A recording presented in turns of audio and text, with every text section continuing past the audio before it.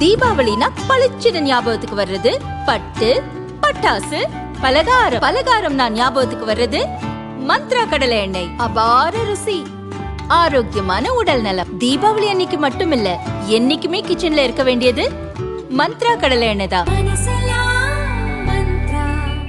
இனி பிரத்யேக செய்திகள் உங்கள் விரல் நுனிகள்.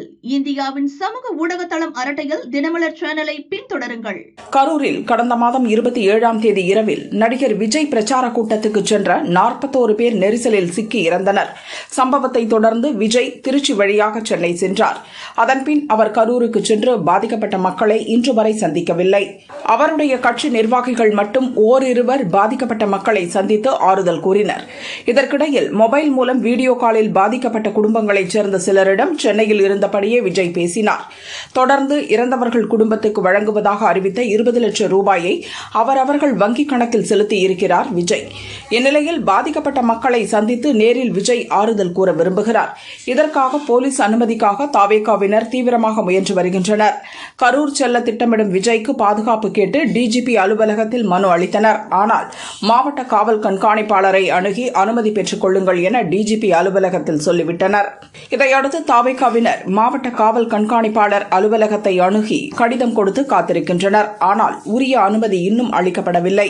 இதனால் விஜய் கரூர் சென்று பாதிக்கப்பட்ட குடும்பங்களை சந்திக்கும் நிகழ்வு தள்ளிக்கொண்டே போகிறது.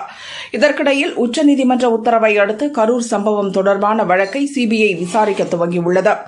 இதற்காக கரூரில் முகாமிட்டிருக்கும் சிபிஐ அதிகாரிகள் முதல் கட்டமாக தமிழக போலீசாரிடமிருந்து வழக்கு தொடர்பான ஆவணங்களையும் ஆதாரங்களையும் பெற்றுள்ளனர். வரும் வாரத்தில் முழு வேகத்தில் விசாரணையை துவங்கவிருப்பதாக சிபிஐ அதிகாரிகள் கூறியுள்ளனர். இந்நிலையில் முதல் கட்டமாக அதிகாரிகளை தாவேகாவினர் சந்திக்க உள்ளனர். அப்போது நெரிசல் ஏற்பட்டது தொடர்பாக தங்களுக்கு கிடைத்திருக்கும் விவரங்கள் அனைத்தையும் அளிக்கவிருப்பதாக அக்கட்சி வட்டாரங்கள் கூறின. இதுகுறித்து தாவேகா வட்டாரங்கள் கூறியதாவது: விஜயின் பிரச்சார கூட்டம் நடத்துவதற்காக தாவேகா தலைமையில் திட்டமிட்டது முதல் நெரிசலில் சிக்கி 41 பேர் இறந்தது வரை எல்லா விஷயங்களும் தாவேகாவால் தொகுக்கப்பட்டுள்ளது. அதில் போலீசார், அரசு துறை அதிகாரிகள், தாவேகா நிர்வாகிகளிடம் பேசிய பேச்சு, அளித்த நிபந்தனைகள் என எல்லா விவரங்களும் சொல்லப்பட்டுள்ளன. அதேபோல கூட்ட நெரிசலில் சிக்கியோர் சிலரை முகம் தெரியாத சிலர் கழுத்தில் ஏறி நின்று மிதித்தது, விஜயை நோக்கி செருப்பு வீசியது, பொதுமக்களில் சிலரின் முதுகில் கத்தியால் கீறியது, மக்களை விரட்டியடிக்க போலீசார் தடியடி நடத்தியது உள்ளிட்ட சந்தேகப்படும்படியாக நடந்த அனைத்து நிகழ்வுகளும் தொகுக்கப்பட்டுள்ளன.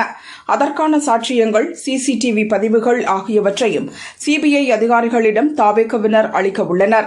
சிபிஐ விசாரணையை கண்காணிப்பதற்காக உச்சநீதிமன்றத்தால் நியமிக்கப்பட்டிருக்கும் ஓய்வு பெற்ற உச்சநீதிமன்ற நீதிபதி அஜய் ரஸ்தோகி அடுத்த வாரம் கரூர் வருவதாக எதிர்பார்க்கப்படுகிறது. அப்படி அவர் கரூரில் முகாமிட்டால் அவரையும் தாவேகா தரப்பில் சந்திக்க உள்ளனர். தங்களிடம் உள்ள ஆதாரங்களை தாவேகாவினர் அவரிடமும் சமர்ப்பிக்க திட்டமிட்டுள்ளனர் என அந்த வட்டாரம் கூறியது.